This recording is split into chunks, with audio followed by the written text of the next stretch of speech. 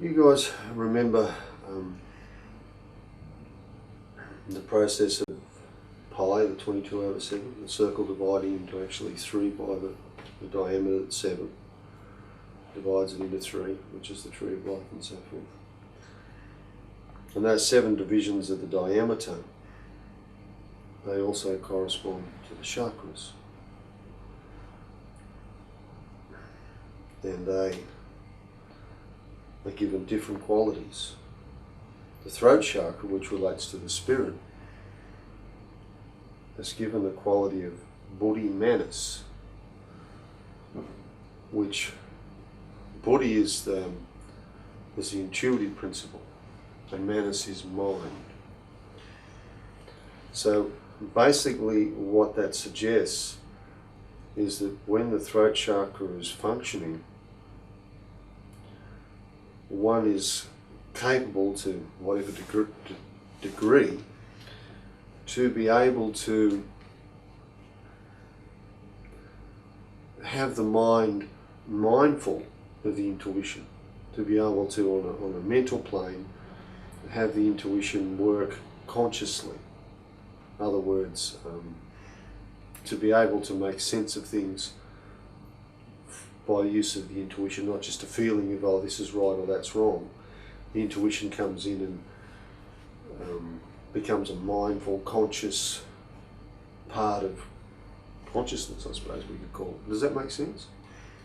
And if you remember that the throat chakra, being the spirit principle, is related to the faculty of hearing, and then when we listen or become still, that creates a cross of the other chakras and we come to peace. But in relationship to buddhi manas, it also suggests that if we're to develop that capacity, then we certainly need to practice and discipline ourselves to be still, internally still.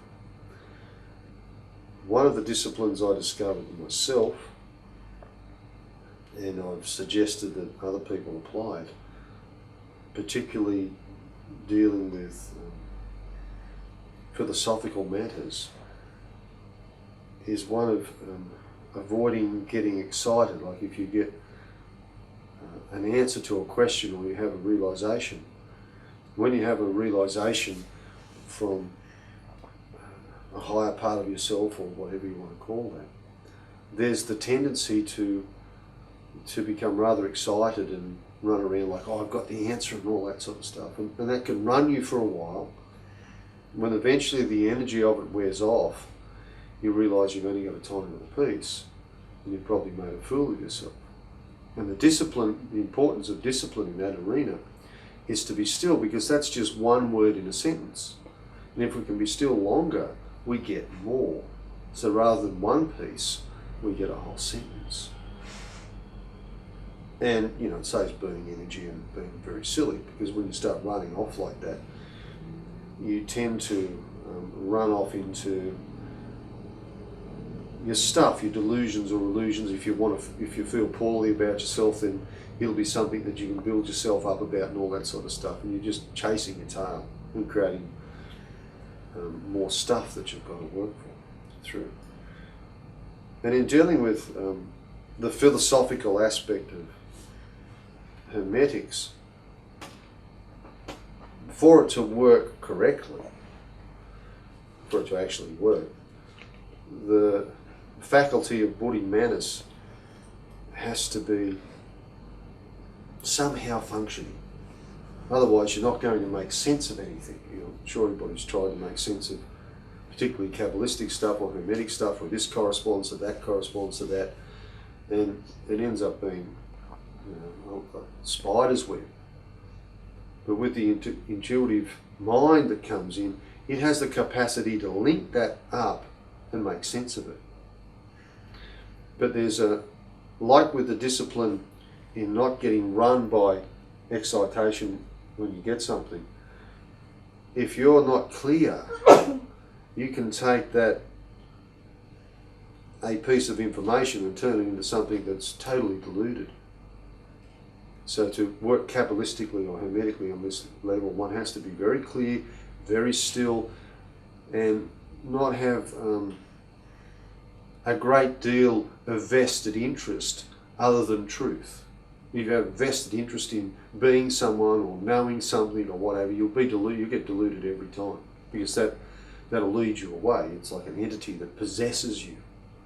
It's very important to be clear. So, having said that, there's one subject that I want to deal with tonight, and it's really very simple in theory, but it requires quite a degree of self-examination to really grasp. And that's the devil. You know, the devil made me do it. You've heard that guy? And we have this concept in our society about this devil that lives in hell and has the pitchfork and all that sort of shit. And if you remember back to the cosmology of the flame, the 4 divisions of the burning wick, the blue, black flame, the white light above and the all-encompassing flame.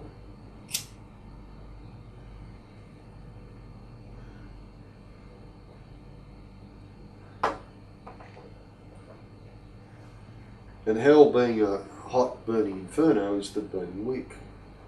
And heaven being a palace of light is the light above. And it relates in that aspect to our instinctual body. And this area that's considered hell in our being, it corresponds to the area of Yesod, year of the tree of life, which is around the genital area. In martial arts, it's got a few names. One of its names is the Tunjin, and it's the foundation of all movement. So the martial artist really has to basically work everything from here, and that's the centre of gravity, and all punches and kicks and all that sort of stuff come from here, because it's like a source of light. There are 3 different spellings of the Redeemer. There is Yod He Shin Vor He, Yod He Vor Shin He, and there's the one where I put the Shin on the top, which makes the King. Those 3 versions, one of them that places the Shin above the He, the final He in Tetragrammaton, is the martial arts one. It's where the Tai Chi force, where that Chi is manipulated and moved through the body. It's that form of the Redeemer.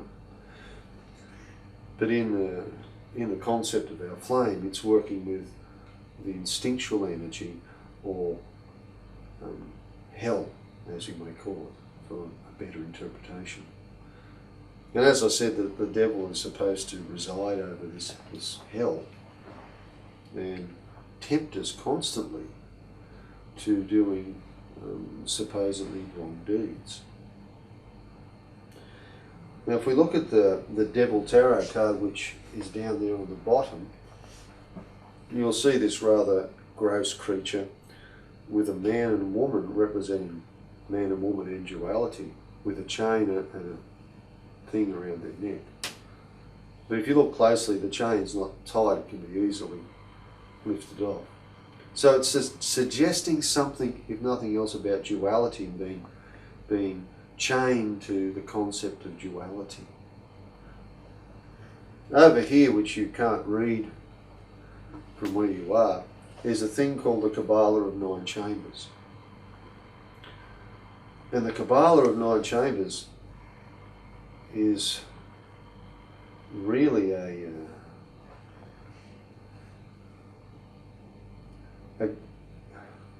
map of creation. It shows the steps of creation on all levels. The whole process of creation is within Akbeka, or Kabbalah of 9 Chambers. And instead of the traditional 22 letters, it has 27.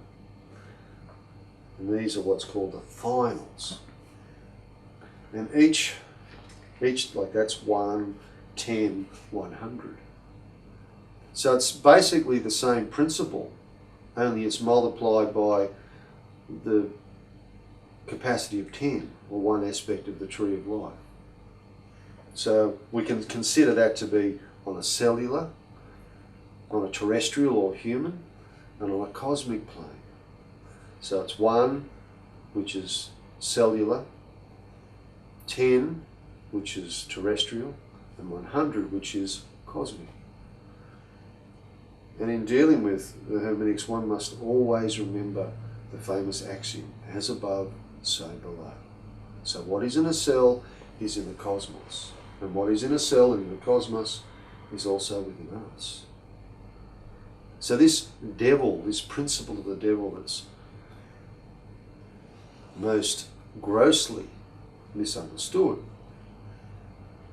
you will see is the Hebrew letter Ain, 70. Now unless one's, as I said, has buddhi manas working a little and is able to link intuitively the strands of information from, I think we've got, they say, 3 sources here, you won't make a lot of sense of this. What it suggests here, when it comes to Ain, over here, is that is the illuminating principle behind the fertilizing act. It's not the fertilizing act, it's the illuminating principle behind it. And if we look over there to Ain, you'll also see that its totem is the eye. Not the eyes, but it's an eye. Now that in itself has a relationship to illuminating principle, because basically if something's illumined, we see. Be it metaphysically or physically, we still see with an eye. But being one eye, it's not two. It's not duality, it is one eye. Now that can have a positive and a negative aspect. We can be very one-eyed, so to speak, and not see the whole picture, which may be an aspect of the concept of the devil, which is a problem. We get too fixed on one side of the duality, so to speak. Or it can suggest that it has the capacity to see beyond duality and illusion, to see the truth. But in order to see the truth of something, we must be prepared to see it. And that's a big step. I'm sure that every one of you have been in a situation where you've had to deal with someone who has lost it, be it a big lose or a little lose. It's very hard to get them to see reason and to get them to a point where they can see that they've basically stuffed up, that something's triggered inside and it's run off, and it's really got nothing to do with what's happening in the world outside them. It's just something internally that's erupted.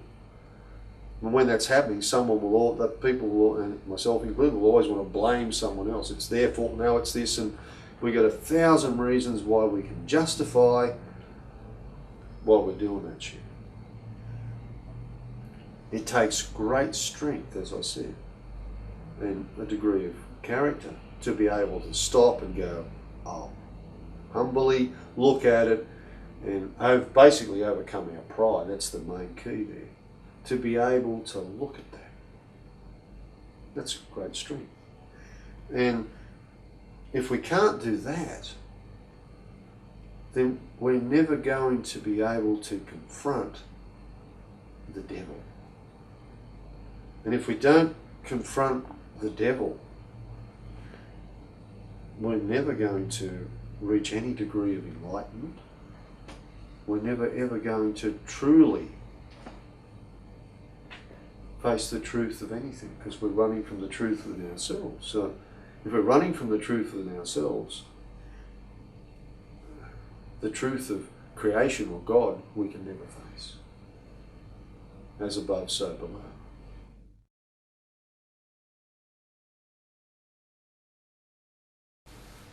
So the first lesson of contemplating this suggests that we can't, as an individual, go on any further, because Hermetics and Kabbalah is experiential, it's not intellectual. For the intuition to work in the way of Buddhimanis, it must work with live things, not rubbish. It's got to be truth, because intuition is truth. So we take it on as part of our discipline, or you can even call it a ritual, because it does become that, to face the truth within ourselves. That in itself has a capacity to bring forth further activity. And how deep and how, I suppose, ruthless we are at facing ourselves will determine how far we can get into understanding the devil or the issue we're dealing with. The devil is the illuminating principle behind the fertilizing act, which in itself suggests that behind all attraction, we'll deal with it sexually at this stage, because it suggests behind the fertilizing act, but there's a lot of other things that become fertilized other than things sexually. You know, ideas become fertilized and so forth. But we'll just deal with it in a gross form. If you're truly honest with yourself and view your actions, you'll find that there's areas where you are manipulated and manipulate sexually all the time. You know, if you don't get your back rubbed properly or whatever, you play a number where you can try and get your back rubbed. Or, you know, you manipulate to get your will. And we assume that that's the way of things. And when someone takes that to an extreme, which I've seen on the television day, where an ex-member of Parliament now going to jail through immigration things was soliciting sexual favours and money to get people into the country and so forth. And we look at that and go, oh, what a terrible person, manipulating people for sex and all the rest of it. But it's just a degree. And I'm not condoning it, saying it's a good thing. It's just a degree between a back rub and someone manipulating someone for sexual favours. It's just a degree. So what I'm suggesting is to examine very stringently how we manipulate sexually. Just to get our far, you know, you got the drift, I don't have to go on about it. How we manipulate that way. And if you succeed in rending the veil of your own pride and personal stuff, as you move through all that and you start to create a little bit of space between you and being manipulated and manipulating sexually, you'll start to see things differently. Now, consider that if in reality most of our life is caught up in this sexual manipulation, being gratified or not gratifying and all that crap. So much energy is caught up there. When you, if you can extract any degree of energy from that game, it comes back to you. So you can end up with more energy physically because you're not burning it up chasing all this crap. But it can come back to your consciousness. And if it comes back to your consciousness, the massive amount of energy that we expend in that comes back to us consciously, then our potential of awareness sort of goes from 12 volts to, you know, whatever. Does that make sense? Such a simple little thing, in theory.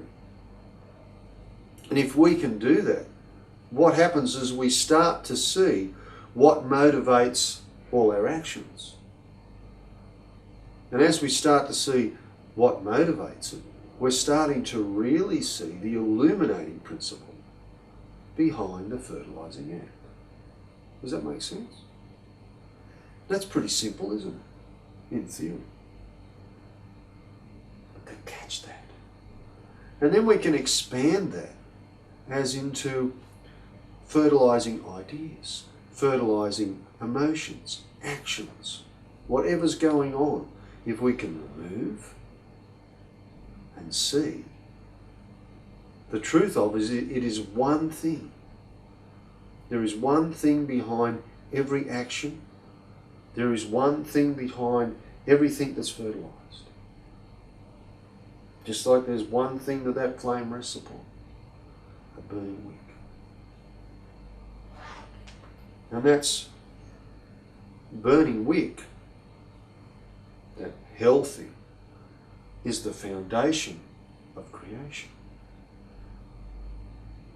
The foundation of creation. It's being the foundation of creation means that's the basis of everything in creation. Every action, everything that occurs comes from that point. What inspired it to be there originally was that. I love the way it does it when it's hot. You just got to get near it. Is that. And if we remove the burning wick, there's no flame. Without the burning wick, or without this thing that's been misconceived as hell, there is no flame at all. There's nothing for it to rest upon. And you will see that in many supposed religions or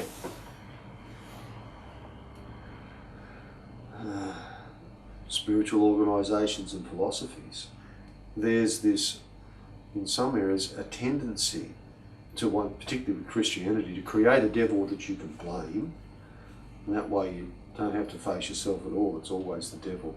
Or Jesus will come along and banish the devil, and you'll sit there in this wonderful state of disconnected folly and assume you're enlightened, but without a wick, there's no flame. There may be the memory of light, but there's no real light there. So are you saying is it like desire? The wick is the desire, the intent, the moving forward into something. It's the foundation upon every action. It's the foundation of creation itself. So in one aspect, I suppose we could assume that desire is the foundation of creation, because there had to be like a desire to be. But in discovery, I dare say that you will find that a desire may well be what triggers a desire, but what created the desire? So if we come back to the sexual thing, we get horny, and then we have desires. Now, you can have a desire and get horny, or you can just get horny and then have a desire. But the force that's behind that is always there. Sometimes it's asleep, but it rises up like a serpent and focuses our attention. And there's nothing more that focuses our attention than falling in love or sexuality. Focuses our attention. And it enables us to have the capacity to visualize and to form into some sort of magical existence. When we fall in love or have a relationship and things, there's some sort of magical chemistry that occurs, or so we perceive, and things can be wonderful for a little while, then they'll turn into a dung heap. But there's this thing that's there, a spark is lit. And it's really beyond an intellect to sort of go, oh, it's this, that, and the other thing, because it's through everything. Yeah. The Buddha said about desire, well, this is basically what he's talking about. But, I found it most useful myself in my own examination was to examine it from this point of view. I suppose it's pretty hard for me to come from anywhere else. This is where I come from. When I discovered in myself how this thing works, and in witches and that do fertility rites and so forth, and they endeavour to touch this energy, and therefore one celebrate this energy and sometimes manipulate it to achieve a goal. But it's this energy. And of course that's been aligned to the black arts and all that sort of stuff. And poor old alchemy, who uses the goat of Mendes, which became the devil, becomes the blackest of arts. When alchemy is to take the most gross putrid matter and transmute it to become pure alchemic gold, which is the same story. It's to grab this and turn it and to create, by art, something else. And the art is the art of self-transformation. So by art and self-examination or distillation, we can start to discover the power of this thing that is the foundation. Yes. Now, the foundation, by a thing called the 32 Paths of Wisdom, is known as a purifying intelligence. That's what's given the title of Yesa. And if you consider the nature of the burning, it is purifying intelligence, because it's the burning that purifies matter and liberates the spirit. The trials that we put ourselves through sexuality and love is potentially, anyway, the sphere of purifying intelligence, because it enables us to face ourselves if we have the heart. You can't sort of get away from yourself and the truth and the fragility of us when we fall in love. All our masks for a time can fall apart, and there we are exposed, and what am I going to do? And it puts us through various trials where the very fabric of social order and morality becomes tested, and we have, particularly, well, I suppose it's in every country, there's a conflict between sexuality and what's good and what's bad, and it burns within us all. And we're caught in this ridiculous dilemma. And it fosters all sorts of bloody guilt, crap, and stuff that we have to deal with. But stripping it away, it's the foundation of the flame, the sphere of purifying intelligence. And what I'm suggesting is, by self-examination and removing the veil, and no matter how well we want to hang on to the concept, oh, that's a beautiful person and I really love them, blah, blah, blah. And I'm not saying we don't have that, it's a part of life. I'm just saying examine and remove yourself and see. By having the courage to do that, we have the potential of touching this foundation. And then what happens is it starts to illumine us. Now the devil, it's dealing with duality because there's man and woman. So if we take it a little further, anywhere where we've got the concept of good and bad, and we can remove or work our way through those things and come to the central point, the truth of it, we touch this principle of illumination. And every time we do that, a part of our consciousness expands, our point of attention expands, and we'll get smarter. Now, it may not come in an all-inspiring orgasmic rush that all of a sudden we're enlightened. If it does, well and good, enjoy the ride. But it's kind of organic.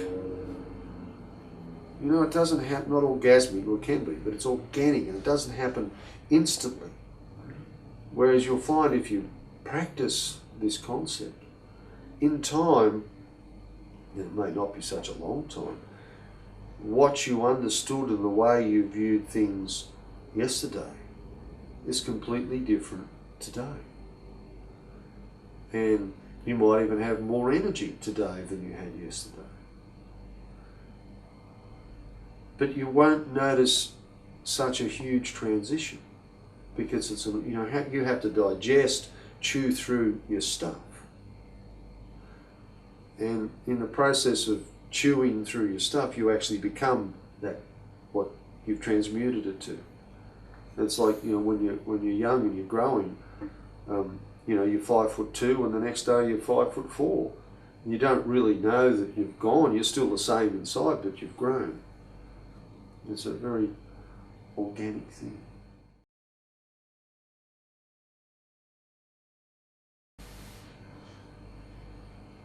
Another concept of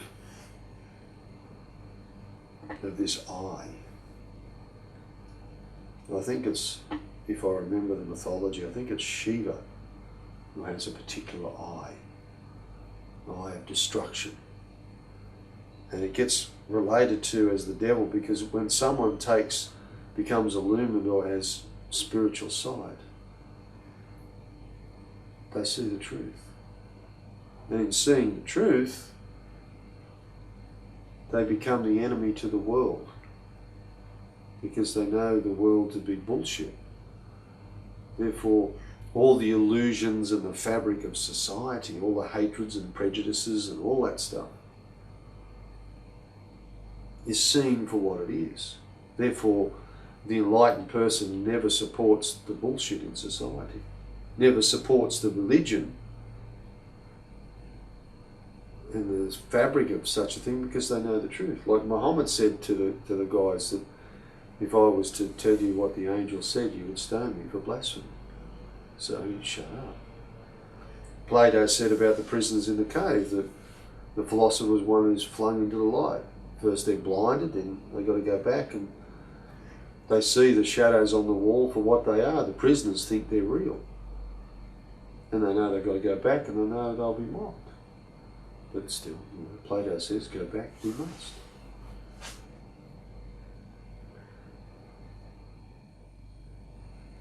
It's the same story. I suppose it asks how much do you really want to get smarter? How much do you really want to know the truth? If you don't want to know the truth, don't ask the question. If you want to know the truth, be prepared for the answer. Because the truth will shatter all our worldly illusions. And that's not a sad thing. But if we're really attached to our worldly illusions, it can be scary. And we can erupt and attack so that we don't have to make change. But I can assure you it doesn't suggest that one doesn't live and doesn't participate. Because if we don't live and participate, even with the knowledge of the truth, we're never really going to know the truth. Because the flame still rests on the burning wick. In Kabbalah, the burning wick is the fourth or the last of the four worlds. The first world, as aloof as the world of archetypes and deity, that's the all-encompassing flame. The world of creation is the light above. The world of formation is the blue-black flame that burns the wick. And the burning wick is a sire, the world of action. And if we don't live and we don't put things to act, we don't ground them. You know, it's Kabbalah and Hermetics is extremely big on the concept of the fourfold key, or tetragrammaton, being the key to existence. And in that view, it suggests that we live a full, grounded life, not one where, we develop some sort of philosophy that our feet don't touch the ground. We've all got to go to the toilet, we've all got to wipe our ass. And no matter whether you're the avatar or whether you're a hooker, at the end of the day, it's still shared. We can't be disconnected from it.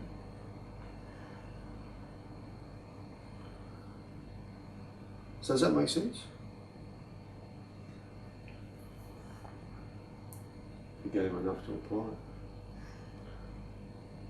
So I'm not going to say anymore. I could waffle a little while, but there's no need. There's a lifetime's work in that. What I suggest we do now is besides being here, is have a meditate.